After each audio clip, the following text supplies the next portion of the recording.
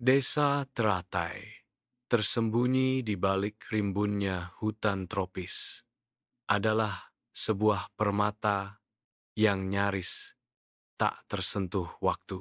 Udara selalu lembab, berbau tanah basah, dan bunga melati liar. Penduduknya hidup sederhana, bergantung pada hasil bumi dan sungai yang mengalir jernih. Namun, ketenangan itu mulai terkoyak.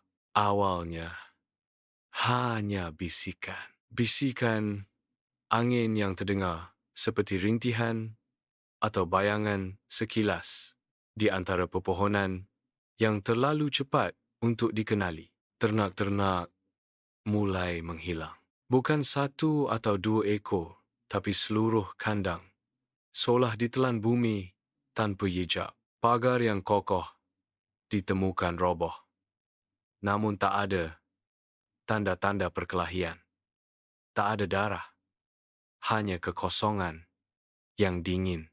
Rama, seorang pemuda yang dikenal karena ketenangannya dan mata tajamnya, adalah salah satu yang pertama merasakan kejanggalan ini. Ia bukan tipe yang mudah percaya tahayul. Namun nalurinya mengatakan ada sesuatu yang salah.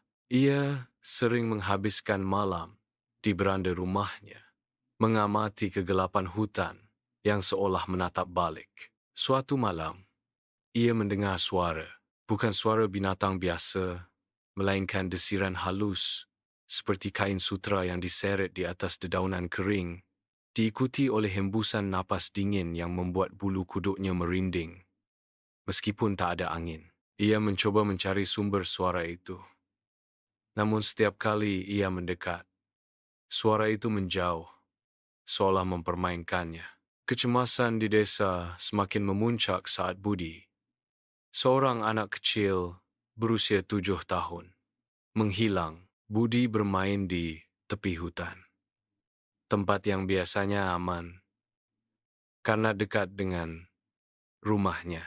Sore itu, ibunya memanggil, namun tak ada jawaban. Pencarian besar-besaran dilakukan. Seluruh desa menyisir hutan, memanggil-manggil nama Budi, hingga suara mereka serak. Mereka menemukan mainan kayu Budi tergeletak di tanah. Namun tak ada jejak kaki, tak ada tanda-tanda perjuangan. Hanya keheningan yang mencekam, seolah hutan itu sendiri menelan Budi bulat-bulat. Para tetua desa, dengan wajah keriput penuh kekhawatiran, mulai melakukan ritual-ritual kuno, membakar kemenyan dan melantunkan doa-doa di bawah pohon beringin tua. Asap tebal mengepul, namun rasa takut tak kunjung sirna. Justru malam-malam berikutnya terasa lebih panjang, lebih gelap, dan dipenuhi bisikan-bisikan yang semakin jelas. Seolah-olah hutan itu kini bernapas di ambang pintu setiap rumah.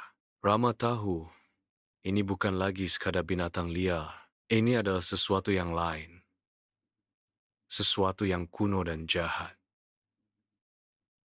yang baru saja terbangun. Setelah hilangnya Budi, teror di desa teratai meningkat drastis. Bukan hanya ternak, kini orang dewasa pun mulai menghilang.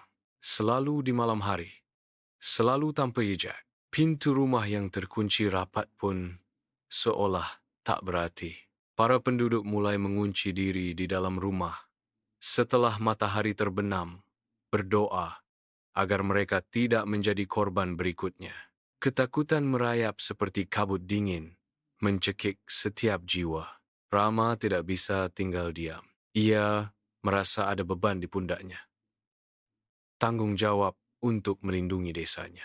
Ia mulai berpatroli sendirian, membawa obor dan golok warisan ayahnya. Ia menyusuri batas hutan, memeriksa setiap sudut yang mencurigakan. Suatu malam, saat bulan sabit menggantung tipis di langit, Rama melihatnya. Bukan monster yang jelas, melainkan bayangan. Bayangan yang terlalu besar, terlalu cepat, dan terlalu gelap untuk menjadi manusia atau binatang biasa. Bayangan itu melesat di antara pepohonan, meninggalkan jejak dingin di udara. Ia mencoba mengejar, namun bayangan itu lenyap seolah tak pernah ada. Yang ia temukan hanyalah sebuah ukiran aneh di batang pohon beringin tua. Ukiran itu bukan pahatan manusia, melainkan seperti goresan kuku yang sangat panjang dan tajam, membentuk simbol yang belum pernah ia lihat sebelumnya. Lingkaran tak sempurna dengan 3 garis melengkung yang bertemu di tengah, menyerupai mata yang sedang mengawasi. Simbol itu memancarkan aura yang sangat tua, sangat purba, dan entah mengapa terasa sangat mengancam. Rama menyadari bahwa ia tidak bisa menghadapi ini sendirian. Ia teringat akan Nenek Sari, wanita tertua di desa, yang tinggal di gubuk terpencil di pinggir hutan. Nenek Sari dikenal sebagai penjaga cerita-cerita lama, tabib, dan seseorang yang memiliki mata ketiga. Penduduk desa sering mengunjunginya untuk meminta nasihat, namun jarang ada yang berani bertanya tentang hal-hal yang terlalu gelap. Dengan hati berdebar, Rama mendatangi gubuk Nenek Sari saat fajar menyingsing. Asap kemenyan tipis mengepul dari dalam, dan aroma rempah-rempah memenuhi udara. Nenek Sari dengan rambut putih terurai dan punggung membungkuk sedang duduk di depan perapian, matanya yang keruh menatap kosong ke arah api. "Aku tahu engkau akan datang, Rama," katanya tanpa menoleh. Suaranya serak seperti gesekan daun kering. Hutan telah terbangun.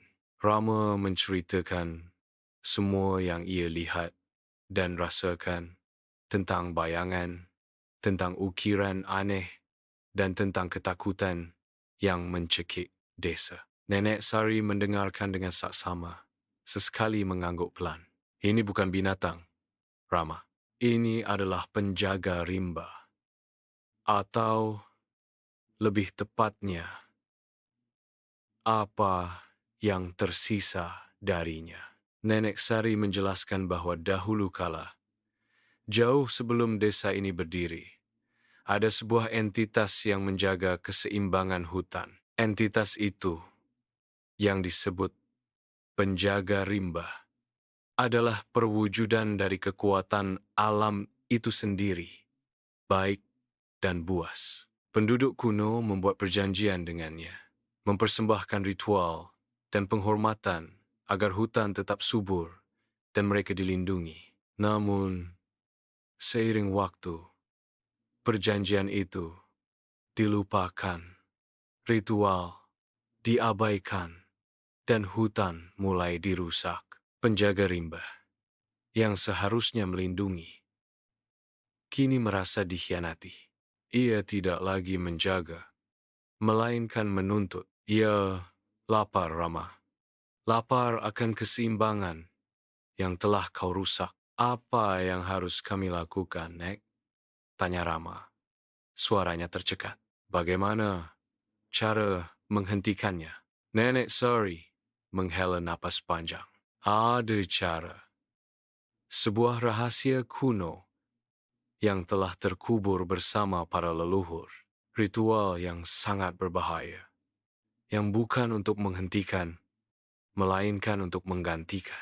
Ia menunjuk ke arah sebuah peti kayu tua di sudut gubuknya. Di dalamnya ada petunjuk. Tapi ingat, Rama, setiap kekuatan besar datang dengan harga yang tak terbayangkan. Apakah kau siap membayarnya? Rama membuka peti tua itu dengan tangan gemetar. Di dalamnya tergeletak sebuah gulungan perkamen yang menguning, diikat dengan tali serat hutan yang sudah lapuk. Aroma tanah dan sesuatu yang sangat tua menyeruak. Dengan hati-hati, ia membuka gulungan itu. Tulisan-tulisan kuno yang tak ia kenali memenuhi perkamen, dihiasi dengan ilustrasi-ilustrasi aneh. Sosok-sosok manusia yang menyatu dengan bayangan, pohon-pohon yang memiliki mata, dan simbol lingkaran dengan 3 garis melengkung yang sama, persis dengan yang ia lihat di pohon beringin. Nenek Sari mendekat. Matanya yang keruh kini memancarkan kilatan aneh saat ia menunjuk ke salah satu ilustrasi. Ini adalah ritual penjaga bayangan. Bisiknya, suaranya nyaris tak terdengar. Ritual untuk mentransfer esensi penjaga rimba ke dalam wadah baru. Untuk mengikatnya, bukan menghancurkannya. Karena kau tidak bisa menghancurkan alam, Rama. Kau hanya bisa mengarahkannya atau menjadi bagian darinya. Gulungan itu menjelaskan bahwa ritual tersebut harus dilakukan di sebuah situs kuno yang tersembunyi jauh di dalam hutan di bawah cahaya bulan purnama. Situs itu adalah sebuah altar batu yang dikelilingi oleh 7 pohon beringin raksasa, tempat di mana perjanjian awal antara manusia dan penjaga rimba dibuat. Ritual itu membutuhkan persembahan, bukan darah, melainkan kehendak murni dan pengorbanan diri. Siapapun yang melakukan ritual ini akan menjadi penjaga bayangan yang baru, entitas yang akan melindungi hutan dan desa, namun dengan harga yang tak terhingga. Detail-detailnya samar, penuh metafora, namun intinya jelas. Rama harus menyerahkan dirinya, jiwanya, untuk menjadi jembatan antara dua dunia. Sementara Rama mencoba memahami gulungan kuno itu. Teror di desa semakin memburuk. Penjaga rimba tidak lagi bersembunyi di balik bayangan. Suara-suara rintihan dan bisikan kini terdengar lebih dekat, lebih jelas. Beberapa penduduk melaporkan melihat sesuatu yang bergerak cepat di atap rumah mereka, meninggalkan goresan dalam pada genting. Bau busuk yang aneh, seperti